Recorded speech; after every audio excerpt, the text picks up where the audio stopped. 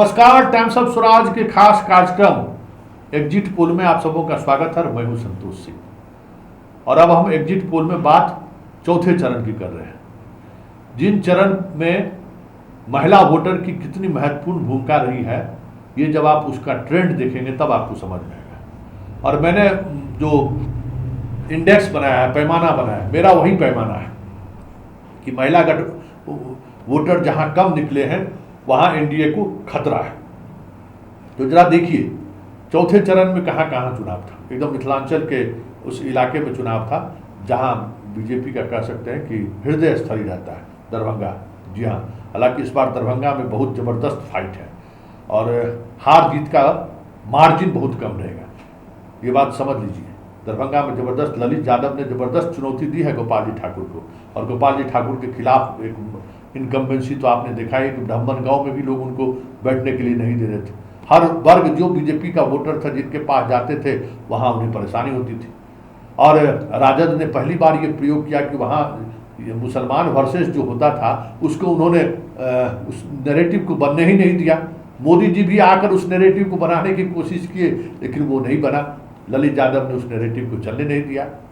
तो इस वजह से वो बहुत ही क्लोज फाइट है, पहले वाली स्थिति नहीं है। हार जितने 2 लाख से अधिक वोट से जीते थे गोपाल जी ठाकुर, वो स्थिति नहीं है।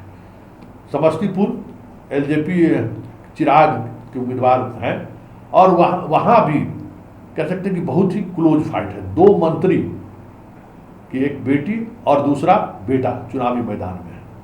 हालांकि चिराग पासवान की वजह से अशोक चौधरी की पुत्री को काफ़ी नुकसान उठाना पड़ रहा है। यूँ कहिए तो अगर अशोक चौधरी चिराग पासवान के टिकट के बजाय अगर जदयू के टिकट पर वहाँ चुनाव लड़ते तो हमें लगता है कि 3 लाख वोट से जीतती वो चुनाव। लेकिन चिराग पासवान के सिंबल पर गई, इसके कारण बहुत नुकसान उसको झेलना पड़ा है।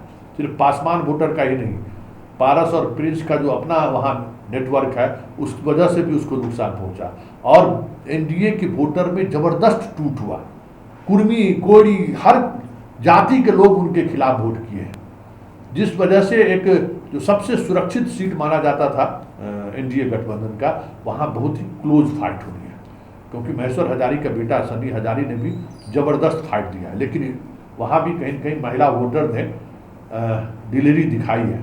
इस वजह से परिणाम को लेकर मेरा जो इंडिकेटर है, हम उसी तरफ बढ़ेंगे। तीसरा सीट उजियारपुर का है। उजियारपुर एक ऐसा लोकसभा क्षेत्र है जहाँ कह सकते हैं कि पहली बार आज़ादी के बाद पहली बार नया लोकसभा कॉन्स्टिट्यूंसी, पहले समस्तीपुर था, यादव और कुशवाहा एक साथ वोट किया है जबरदस्त तरीके से।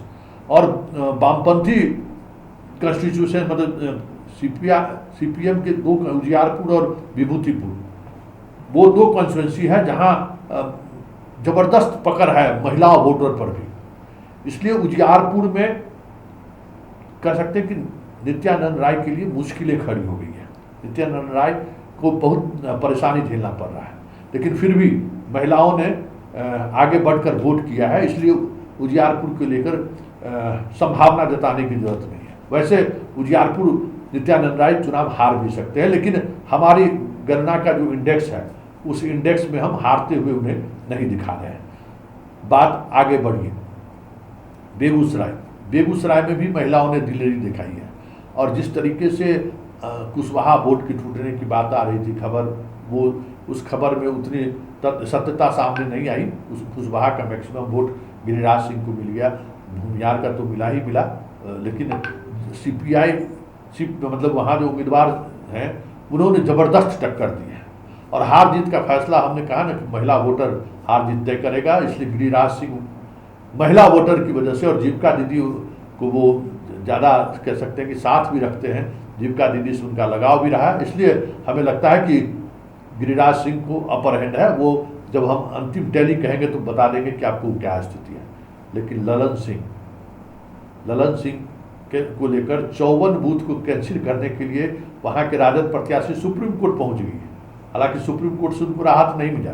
चुनाव आयोग को उन्होंने जो धांधली की शिकायत की थी उस पर क्या कार्रवाई हुई अभी तक पता नहीं चला।